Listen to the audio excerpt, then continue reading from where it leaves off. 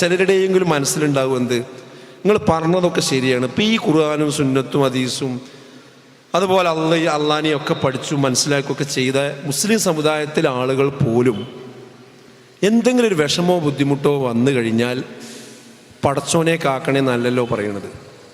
അതുപോലെ അവർ പലപ്പോഴും പലതിനെയും പേടിക്കുന്നുണ്ടല്ലോ, ഭയപ്പെടുന്നുണ്ടല്ലോ. ശരിക്കു പറഞ്ഞാൽ കാര്യകാരണ ബന്ധങ്ങൾക്ക് അതീതമായി ഈ അള്ളാഹുവിനെ മാത്രമേ ഒരു മനുഷ്യൻ പേടിക്കേണ്ടതുള്ളൂ എന്നതാണ് ഇസ്ലാമിൻ്റെ അടിസ്ഥാനം എന്ന് പറയുന്നത്. പക്ഷെ കാര്യകാരണ ബന്ധങ്ങൾക്ക് അതീതമായ വേറെ ഒരു പേടി പല ആളുകളിലുമുണ്ട്. ഒരു കറുത്ത പൂച്ച റോഡ് വിലങ്ങോടിയാൽ അന്ന് യാത്ര മാറ്റിവെക്കുന്ന പല ആളുകളും ഇന്ന് നമ്മുടെ സമൂഹത്തിലുണ്ട്. രാവിലെ സുബൈക്ക് വണ്ടി എടുത്തോണ്ട് പോയിട്ട് ആ വണ്ടി കൊണ്ട് തിരിച്ചും കട്ടനാണ് വരും. എന്തെന്ന് വെച്ചാൽ ഇന്നത്തെ യാത്ര ശരിയാവില്ല, ഞാൻ ഇവിടെ നിന്ന് ഇറങ്ങുമ്പോഴാണ് ഒരു കറുത്ത പൂച്ചന് പാഞ്ഞു. അപ്പൊ കറുത്ത പൂച്ച പാഞ്ഞാൽ എനിക്കെന്തോ ഒരു ബുദ്ധിമുട്ട് വരാനുണ്ടെന്ന് വിചാരിക്കുന്ന സാഹചര്യം എവിടെ നിന്നുണ്ടായി? എന്തുകൊണ്ട് ഭയപ്പെടുന്നു? അല്ലെങ്കിൽ പോകുന്ന നേരത്ത് ആരെങ്കിലും ഒന്ന് തുമ്മിയാൽ, അല്ലെങ്കിൽ പിന്നിൽ നിന്നൊരാൾ വിളിച്ചാൽ ആ യാത്ര ശരിയാകില്ല എന്ന് ചില ആളുകൾ വിശ്വസിക്കുന്നു. അതുപോലെ തന്നെ കത്തി നിലത്ത് തറച്ചു വീണാൽ അതെന്തോ ഒരു ശകുനപ്പിഴയാണെന്ന് വിചാരിക്കുന്ന ആളുകളുണ്ട്. എരിയുന്ന വിളക്ക് പെട്ടെന്ന് അണഞ്ഞു പോയാൽ അതെന്തോ ഒരു ദോഷമാണെന്ന് വിചാരിക്കുന്ന ആളുകളുണ്ട്. പ്രത്യേകമായ ഒരു പക്ഷി അസമയത്തെങ്ങാനും കരഞ്ഞാൽ അതെന്തോ ഒരു ദോഷം കൊണ്ടുവരുമെന്ന് വിചാരിക്കുന്നവരുണ്ട്. വീടിന്റെ വടക്ക് വശത്ത് കാക്ക കരഞ്ഞാൽ അത് ദുസ്സഗുണമാണെന്ന് കരുതുന്ന ആളുകളുണ്ട്. രാത്രിയിൽ മൂങ്ങ മൂളിപ്പറന്നാൽ അതെനിക്കെന്തോ ഒരു ബുദ്ധിമുട്ട് കൊണ്ടുവരുമെന്ന് കരുതുന്നവരുണ്ട്. വീട്ടുമുറ്റത്ത് ചെമ്പോത്ത് വന്നിരുന്നാൽ അത് ശുഭലക്ഷണമല്ലെന്ന് കരുതുന്ന ആളുകളുണ്ട്. തന്റെ കണ്ണ് തുടർച്ചയായി ഒന്ന് തുടിച്ചുകൊണ്ടിരുന്നാൽ അതെന്തോ ഒരു പ്രയാസം വരാനുള്ളതിന്റെ മുന്നോടിയാണെന്ന് കരുതുന്ന ആളുകളുണ്ട്. അരയിൽ കെട്ടിയ ഏലസെങ്ങാനും അറ്റുപോയാൽ വല്ലാതെ വെപ്രാളം കൊള്ളുന്ന ആളുകളുണ്ട്. അത് മുറുക്കി കെട്ടിയെങ്കിൽ മാത്രമേ അവന് പിന്നീട് ഒരു സ്വസ്ഥത കിട്ടുന്നുള്ളൂ. വസ്ത്രം അബദ്ധത്തിൽ മുള്ളുകൊണ്ട് കീറിയാൽ അതെന്തോ ഒരു ദുശ്ശകനമാണെന്ന് കരുതുന്ന ആളുകളുണ്ട്. അതുപോലെ കൈവെള്ളയിൽ ചൊറിച്ചിൽ അനുഭവപ്പെട്ടാൽ അതിന് പ്രത്യേകമായ വ്യാഖ്യാനങ്ങൾ കൊടുക്കുന്ന ആളുകളുണ്ട്. രോഗം മാറാൻ ചരട് ജപിച്ച് കെട്ടിയാൽ കെട്ടിയാൽ മാത്രമേ രോഗം ശിഫയാകുകയുള്ളൂ എന്ന് വിചാരിക്കുന്ന ആളുകളുണ്ട്. എന്തെങ്കിലും ആപത്തുകൾ വരുമ്പോൾ മന്ത്രവാദികളെ, സിദ്ധന്മാരെ, ബീവിമാരെ തേടിക്കൊണ്ട് രാത്രികാലങ്ങളിൽ അവരുടെ കേന്ദ്രങ്ങളിലേക്ക് പോകുന്ന ആളുകളെ നമ്മൾ കാണുന്നുണ്ട്. കച്ചവടം കുറയുമ്പോ ആരും കാണാതെ ഏതെങ്കിലും ഒരു തകിട് ജപിച്ചുകൊണ്ട് ആ കടയുടെ 4 ഭാഗത്ത് കൊണ്ടുപോയി കെട്ടിത്തൂക്കിയാൽ മാത്രമേ എനിക്ക് ഐശ്വര്യം വരികയുള്ളൂ എന്ന് വിചാരിക്കുന്ന ആളുകളുണ്ട്. ഇല്ലേ? ഉണ്ട്. അത് വിദ്യാഭ്യാസമുള്ളവരാണ് ചെയ്തുകൊണ്ടിരിക്കുന്നത്. നമ്മൾ പറയുന്ന വിദ്യാഭ്യാസമൊന്നും ഈ പറഞ്ഞ അന്ധവിശ്വാസങ്ങൾക്ക് ഒരിക്കലും തന്നെ ഒരു പരിഹാരമാകുന്നില്ല. എന്തിനധികം ഏറ്റവും കൂടുതൽ വിദ്യാഭ്യാസമുള്ളവരാണ് നമ്മുടെ ജഡ്ജിമാര്, നമ്മുടെ വക്കീലുമാര്, ന്യായാധിപന്മാര്. ആ ന്യായാധിപന്മാരെ പറ്റി പലപ്പോഴും പത്രത്തിൽ വരാറുണ്ടല്ലോ. 13-ാം നമ്പർ റൂമുണ്ട് നമ്മുടെ ഹൈക്കോർട്ടിൽ. 13-ാം നമ്പർ റൂമുണ്ട്. പക്ഷെ ആ റൂമിൽ ഒരു ജഡ്ജി ഇരിക്കൂല. ആ റൂമിനെ പേടിയാണ്, ആ നമ്പറിനെ പേടിയാണ്. അപ്പൊ എന്തോ ഒരു നമ്പറിനെ പേടിക്കുന്ന ആ സാഹചര്യം, ചില ജീവികളെ പേടിക്കുന്ന സാഹചര്യം, അതെന്താ? എന്താ അതിന്റെ കാര്യം? എന്താ അതിന്റെ കാരണം? ആർക്കൊന്നും പറയാം. എന്തോ ഒരു മറഞ്ഞ വഴിക്ക്, എന്തോ ഒരു അഭൗതികമായ വഴിക്ക് എന്തോ ഒരു ദോഷം എനിക്ക് ഉണ്ടാകും എന്ന ഒരു വിചാരമാണ് പല ആളുകൾക്കും ഉള്ളത്. ഒരു കോഴിമുട്ടയിൽ എന്തോ കള്ളി വരഞ്ഞതാ ഇട്ട് കഴിഞ്ഞാൽ എനിക്കെന്തോ അഭൗതികമായ മാർഗത്തിലൂടെ, കാര്യകാരണ ബന്ധങ്ങൾക്ക് അതീതമായ മാർഗത്തിലൂടെ എനിക്കെന്തോ ദോഷം കൊണ്ടുവന്ന് തരും എന്ന് വിചാരിക്കുന്ന ആളുകളുണ്ട്. ഇവിടെയാണ് സുഹൃത്തുക്കളെ യഥാർത്ഥത്തിലുള്ള തൗഹീദ് എന്താ. എഴുന്നേറ്റ് വന്ന് ഓടി വന്ന് കുട്ടിയെ എന്ത് ചെയ്യും? അവിടെ നിന്ന് എടുത്തുകൊണ്ടുപോയി രക്ഷപ്പെടുത്തും. ഈ ഒരു വിശ്വാസത്തോടു കൂടിയാണ് ഉമ്മ എൻ്റെ ബഷീറേ കുട്ടനെ കാക്കേന്ന് പറഞ്ഞത്. അങ്ങനെ വിളിച്ചു പറഞ്ഞത് അതാണ് കാര്യകാരണ ബന്ധത്തിനുള്ളിലുള്ള വിളി എന്ന് പറയാം. അവിടെ എന്താ കാര്യം? അവിടെ കുട്ടി അവിടെ വീഴാൻ പോകുന്നുണ്ട് എന്നുള്ള കാര്യമുണ്ട്. ബഷീർ അവിടെ കിടന്നുറങ്ങുന്നുണ്ട് എന്നുള്ള കാര്യമുണ്ട്. അല്ലേ?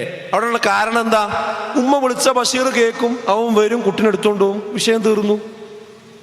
അതൊരു പ്രശ്നമില്ല. അപ്പൊ അങ്ങനെ വിളിക്കണീന് എന്തല്ല, അത് പ്രാർത്ഥനയല്ല, അത് ദുഴയല്ല, അതിൽ തെറ്റുമില്ല, കുറ്റമല്ല, അത് ശിർക്കല്ല, അതിന് കുറ്റം കിട്ടൂല. എന്നാൽ ഞാൻ നേരെ തിരിച്ചു പറഞ്ഞുതരാം. ഈ ബഷീർ എന്ന് പറഞ്ഞ വ്യക്തി മരണപ്പെട്ടു പോയ വ്യക്തിയെന്ന് വിചാരിക്കുക. അവൻ മരണപ്പെട്ടു പോയിട്ടുണ്ട്, ഇപ്പല്ല. അപ്പോഴാണ് ഉമ്മ ഈ രംഗം കാണുമ്പോൾ വിളിച്ചു പറയണത്, എൻ്റെ ബഷീറേതാ കുട്ടി കിണറ്റിലേക്ക് പോണോ അതിനെ രക്ഷപ്പെടുത്തേന്നാണ് പ്രാർത്ഥിക്കുന്നത്. ആണ് വിളിച്ചു പറയും, കരയാണ്. അവിടെ അതാണ് കാര്യകാരണ ബന്ധങ്ങൾക്ക് പുറത്തുള്ള വിളി എന്ന് പറയുന്നത്. എന്താ പുറത്താകാൻ കാരണം? ബഷീർ ജീവിച്ചിരിക്കണില്ല. അപ്പൊ ഉമ്മ വിളിച്ചാ ബഷീർ കേൾക്കൂല. ബഷീർ അവിടെ വരൂല, അവിടെ സഹായിക്കൂല, കുട്ടിനെടുക്കൂല. ഉറപ്പാണ് അവിടെ ഒരു കാര്യകാരണ ബന്ധമില്ല. അപ്പൊ അതിനപ്പുറത്ത് ബഷീറിന് ഈ കാര്യകാരണങ്ങളൊന്നുമില്ലാതെ അവിടെ എത്തി ഈ കുട്ടിയെ രക്ഷിക്കാനുള്ള ഒരു കഴിവ്, അത് പറയുന്ന അള്ളട്ട് കൊടുക്കുന്ന, അങ്ങനെ ചില മഹാന്മാരെ പറ്റി ആൾക്കാർ പറയുന്നു. അങ്ങനെ അത് വിശ്വസിക്കുന്നതാണെന്ത് ശിർക്ക് എന്ന് പറയുന്നത്. കാരണം ആ കഴിവ് അള്ളാഹ്ക്ക് മാത്രമേ ഉള്ളൂ. കാര്യകാരണ ബന്ധങ്ങൾക്ക് അതീതമായി അഥവാ ഭൗതികമായ മാർഗത്തിലൂടെ അഥവാ മറഞ്ഞ മാർഗത്തിലൂടെ നമ്മളെ രക്ഷിക്കുവാനും നമ്മളെ സൃഷ്ടിക്കുവാനും ഉള്ള കഴിവ് പടച്ച തമ്പുരാന് മാത്രമേ ഉള്ളൂ എന്ന വിശ്വാസത്തിന്റെ പേരാണ് ഏകദൈവ വിശ്വാസം എന്ന് പറയുന്നത്. അതിന് അറബിയിൽ സാധാരണ പറയുന്ന സാങ്കേതിക ശബ്ദമാണ് തൗഹീദ് എന്ന് പറയുന്നത്. അതുകൊണ്ട് അതിലേക്ക് ജനങ്ങൾ തിരിച്ചു വന്നാൽ കുട്ടിച്ചാത്തനെ ഭയപ്പെടേണ്ട കാര്യമില്ല. അതിലേക്ക് ജനങ്ങൾ തിരിച്ചു വന്നാൽ കോഴിമുട്ടയെ ഭയപ്പെടേണ്ട ആവശ്യമില്ല. അതിലേക്ക് ജനങ്ങൾ തിരിച്ചു വന്നാൽ കരിമ്പൂച്ചയെ ഭയപ്പെടേണ്ട ആവശ്യമില്ല. അതിലേക്ക് ജനങ്ങൾ തിരിച്ചു വന്നാൽ ഏലസിനെയും ഐക്കലിനെയും ഭയപ്പെടേണ്ട കാര്യമില്ല. കാരണം എന്താ?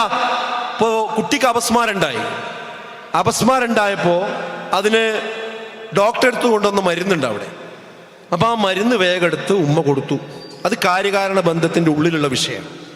എന്താ കാര്യകാരണത്തിന്റെ ബന്ധത്തിന്റെ ഉള്ളിലുള്ള വിഷയം എന്ന് പറഞ്ഞാൽ, ആ മരുന്ന് കൊടുത്താൽ അതിൽ ചില രാസപദാർത്ഥങ്ങളുണ്ട്, ചില ഔഷധങ്ങളുണ്ട്. അത് ശരീരത്തിലേക്ക് ചെന്ന് കഴിഞ്ഞാൽ അത് പ്രവർത്തിച്ചാൽ അതിനെന്ത് കിട്ടും? ഒരു എഫക്റ്റ് ഉണ്ടാവും. അത് കാര്യകാരണ ബന്ധത്തിനുള്ളിലുള്ളതാണ്. അതുകൊണ്ട് അതൊരു ശരിയായ രീതിയാണ്. എന്നാൽ ഒരു ഏലസ് ബന്ധിച്ചാൽ ആ ഏലസ് കൊണ്ട് എങ്ങനെ ഈ കുട്ടിയുടെ അപസ്മാരം മാറും? അതെങ്ങനെയൊന്നുമില്ല. അതൊരു തങ്ങൾ ഊതി തന്നതാണ്, ഒരു ബീവി തന്നതാണ്. അവർക്കെന്തോ ഒരു കഴിവുണ്ട്, അതുകൊണ്ട് എന്തോ മാറും. അതിൽ കാര്യകാരണമല്ല, കാര്യകാരണ ബന്ധത്തിന്റെ പുറത്താണത്. അത് അഭൗതികമായ വഴിയിലൂടെ എന്തോ ഒരു ഗുണം പ്രതീക്ഷിക്കാണ്.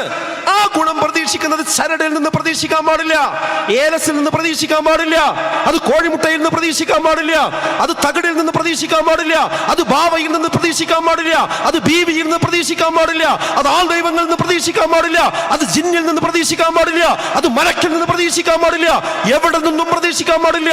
അത് പടച്ച തമ്പുരാനിൽ നിന്ന് മാത്രമേ കാര്യകാരണ ബന്ധങ്ങൾക്ക് അതീതമായ വഴിയിലൂടെയുള്ള രക്ഷയും ശിക്ഷയും നമ്മൾ പ്രതീക്ഷിക്കാൻ പാടുള്ളൂ എന്നതാണ് ഇതിലേറ്റവും പ്രസക്തമായ കാര്യമെന്ന് നമ്മൾ കൃത്യമായി തിരിച്ചറിയേണ്ടതുണ്ട്.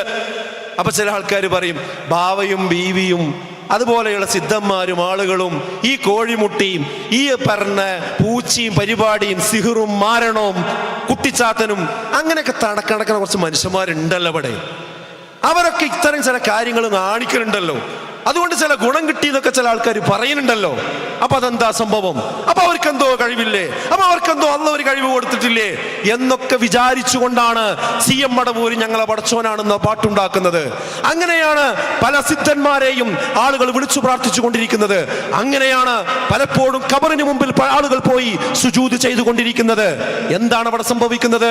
ഒന്നതിൽ സംഭവിക്കുന്നത്, അത്തരം ആളുകൾ അങ്ങനെ അവകാശവാദം പറയുന്നുണ്ടെങ്കിൽ കളഞ്ഞുപോയ ഒരു സാധനം ഏതോ ഒരു തങ്ങളെടുത്ത് പോയി കിട്ടിയെന്നോ, അല്ലെങ്കിൽ എന്തോ ഒരു ഇങ്ങനെ ചെയ്തപ്പോൾ എന്തോ ഒരു പ്രശ്നം, അവർക്ക് എന്തോ ഒരു സൗകര്യം ഉണ്ടായി എന്നോ ആർക്കെങ്കിലും തോന്നുന്നുണ്ട് എങ്കിൽ ഒന്നുകിൽ അത് തോന്നിക്കലാണ്, അതല്ലെങ്കിൽ ആ നിലക്കുള്ള കബളിപ്പിക്കലാണ്, അതിനുള്ള ചില മെക്കാനിസത്തിലൂടെ കബളിപ്പിക്കലാണ്. അതിന്റെ ഒക്കെ അപ്പുറം എന്തെങ്കിലും സംഭവിച്ചു എന്ന് പറഞ്ഞാലും അത് കാര്യകാരണ ബന്ധങ്ങൾക്ക് അപ്പുറമുള്ള വിഷയമല്ല.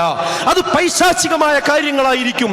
ആ പിശാചിന് ആ രീതിയിലുള്ള ഇടപെടാൻ അത് കാര്യകാരണ ബന്ധത്തിന്റെ ഉള്ളിൽ അള്ളാഹു ഏർപ്പെടുത്തി കൊടുത്ത ഓരോ പൂച്ചക്കുള്ള കഴിവ് പോലെ, അതുപോലെ ആനക്കുള്ള കഴിവ് പോലെ, അതുപോലെയുള്ള ഇവിടെ നമുക്ക് നമ്മുടെ ദൃഷ്ടിയിൽപ്പെടാത്ത ആ വസ്തുക്കൾക്കുള്ള, ആ ജീവികൾക്കുള്ള കഴിവ് പോലെ അത് കാര്യകാരണ ബന്ധത്തിനുള്ളിൽ ഉള്ള വിഷയങ്ങളാണ്. അത് വിശുദ്ധ ഖുർആൻ കൃത്യമായി പറഞ്ഞു.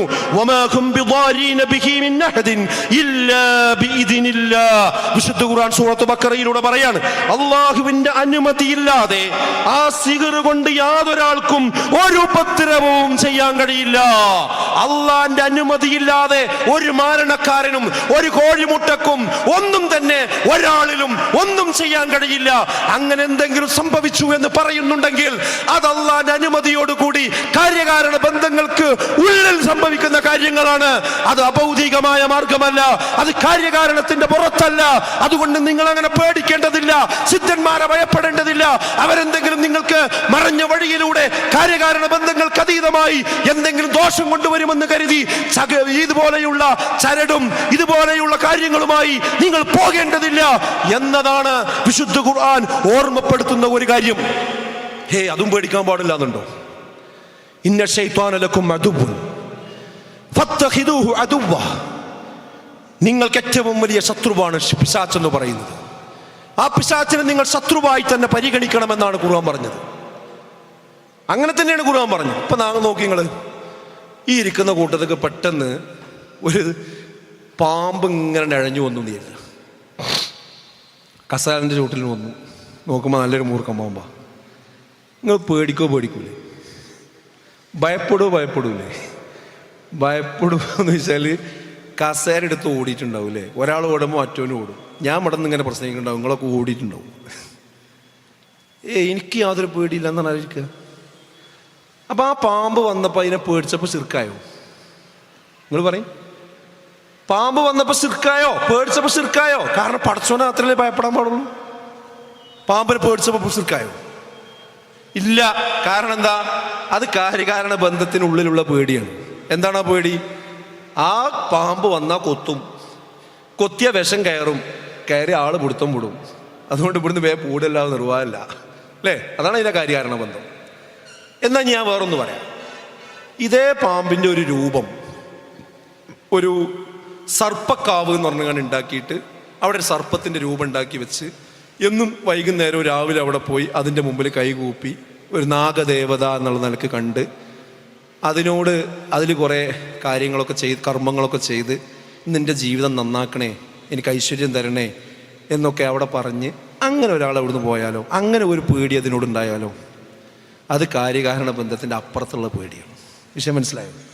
അതെന്താ കാര്യം? ഈ പാമ്പിന് എന്തില്ല, ജീവല്ല, അത് കൊത്തൂല. പിന്നെന്താ? അതെന്തോ ഒരു വഴിയിലൂടെ ഇതിനെന്തോ ഒരു കഴിവുണ്ട്. ആ വിശ്വാസമാണെന്ത് അവിടെ പ്രവർത്തിക്കുന്നത്. ആ വിശ്വാസം ശിർക്കാണ്, അത് തെറ്റാണ്, അത് കുറ്റമാണ്. അതാണ് ഇസ്ലാം മുന്നോട്ട് വെക്കുന്നത്. അങ്ങനെ നിങ്ങളൊരു കല്ലിനെയും ഒരു ഖബറിനെയും ഒരു പൂജാമുറിയെയും ഒന്നിനും നിങ്ങൾ ഭയപ്പെടേണ്ട കാര്യമില്ല. നിങ്ങൾ അള്ളാഹിനെ മാത്രമേ ഭയപ്പെടേണ്ടൂ. എത്ര ക്ലിയറാ വിഷയം നോക്കി നിങ്ങൾ. അപ്പൊ കാര്യകാരണ ബന്ധങ്ങൾക്ക് അതീതമായി നമ്മൾ ഭയപ്പെടേണ്ടത് പടച്ചോനെ മാത്രമേ ഉള്ളൂ. ഇവിടെ ഉണ്ടാകുന്ന എന്തെല്ലാം സംഗതികളുണ്ടോ അത് കാര്യകാരണ ബന്ധത്തിന്റെ ഉള്ളിലുള്ള വിഷയമാണ്. അത് അത്രയും നമ്മൾ മനസ്സിലാക്കണ്ടോ. ഇത് വളരെ ക്ലിയറാണ് സുഹൃത്തുക്കളെ.